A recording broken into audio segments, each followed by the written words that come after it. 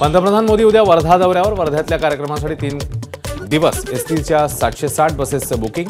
जिल्हाधिकाऱ्यांकडून 860 विशेष बसेसची मागणी, त्यानुसार 760 बसेसचं नियोजन।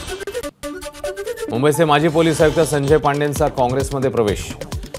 संजय पांडे आगामी विधानसभा लढण्यास इच्छुक।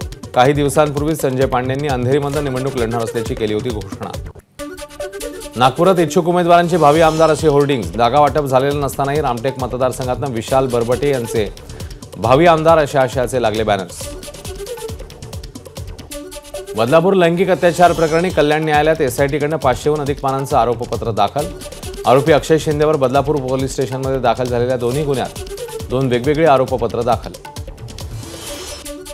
मालवणमधील राजकोट किल्ल्यावरील पुतळा दुर्घटना प्रकरण, सहआरोपी चेतन पाटील याचा जामीन जिल्हा सत्र न्यायालयाने फेटाळला। नागपूर शहरात आतापर्यंत 703 जणांना चिकनगुन्ह्याची लागण। मागील 15 वर्षातला हा आजवरचा सर्वाधिक आकडा। डेंग्यूचेही 140 रुग्ण असल्याची माहिती। जिओची सेवा मंगळवारी 2 तास ठप्प झाल्यानं कंपनीकडून ग्राहकांना भरपाई मिळणार। 2 दिवस अनलिमिटेड प्लॅन लागू करणार।